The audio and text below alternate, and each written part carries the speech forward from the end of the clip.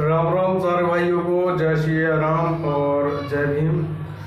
तो दोस्तों, इस वीडियो में हम बताएंगे कि एक नॉर्मल जो टाइल मिस्त्री रहते हैं उनके पास कितना पर्याप्त औजार होना चाहिए। तो सबसे पहले तो मैं बताऊंगा कि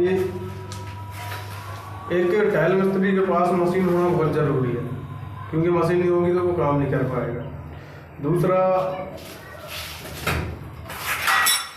कहीं पर मशीन काम नहीं कर पाती है तो ग्राउंडर का यूज किया जाता है, तो उसके पास ग्राउंडर भी होना बहुत ज़रूरी है।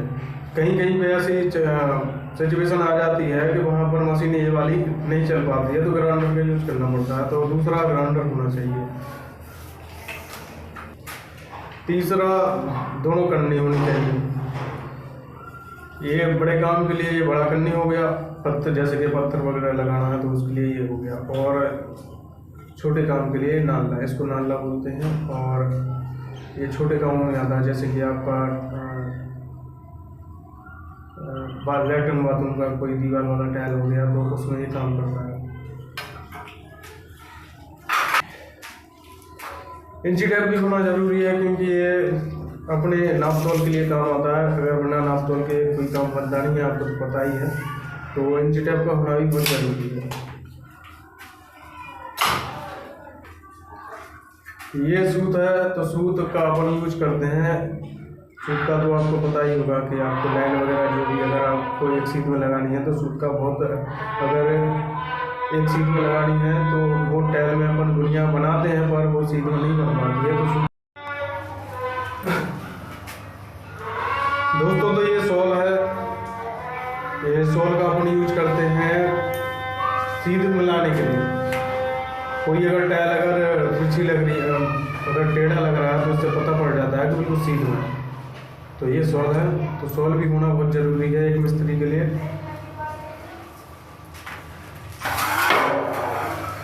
ये दोस्तों पत्ती है, करीब ये 10 फीट के आसपास लंबा होता है। कोई 8 फीट का लिया रहता है, कोई 10 फीट का लिया रहता है। सबसे बेस्ट रहता है 10 फीट का, क्योंकि पत्थर जो भी साइज का आता है ना तो 8 से 10 का ही लंबा आता है। तो ये पत्ती इसलिए यूज की जाती है कि जो अपन मशीन से भी धागा खाल के भी कटिंग हो जाती है, पर उसमें ना बिल्कुल परफेक्ट कटिंग नहीं आती है। जो अपनी मशीन है वो टेढ़ी मेढ़ी थोड़ी तिरछी चली जाती है। तो पत्ती लगा के और एक क्लैंप से पत्ती को कस के बिल्कुल आपका बिल्कुल एक सा बिल्कुल पत्थर कट जाता है। तो ये इस काम पत्थर के काम में आने वाली पत्ती है, तो इसका भी होना एक मिस्त्री के पास ज़रूरी है, बहुत ज़रूरी है। और ये छेनी हथौड़ा है। छेनी हथौड़ा का तो आपको पता ही होगा कि जहाँ पर कुछ गलत पीसी हो जाती है तो वो अटकती है, तो उसको खोदने मोदने में या फिर कुछ तोड़ा ताड़ी के लिए छेनी हथौड़ा का भी इस्तेमाल करना ज़रूरी होता है। तो ये भी होना बहुत एक मिस्त्री के लिए होना ज़रूरी है। और ये वसूली है।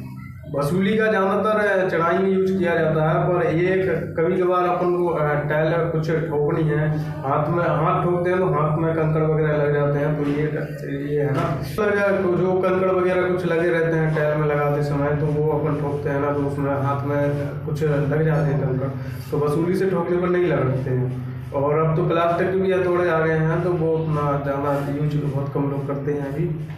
और कुछ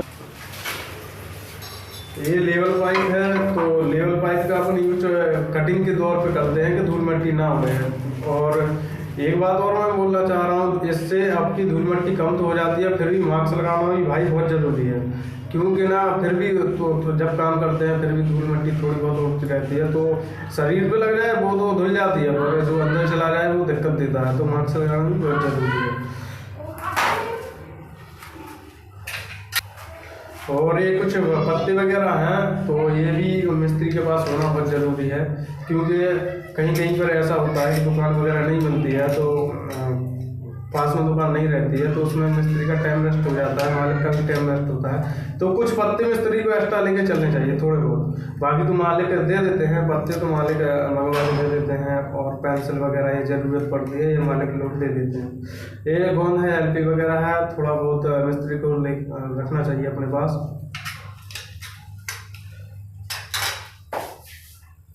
तो भाइयों इतना कुल मिला के इतना सामान एक मिस्त्री के पास होना चाहिए।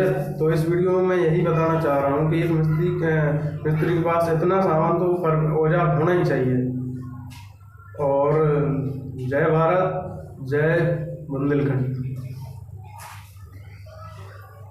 वीडियो अच्छा लगा हो तो भाई लाइक करें, शेयर करें, कमेंट करें और मेरे चैनल को सब्सक्राइब जरूर कर लें भाई।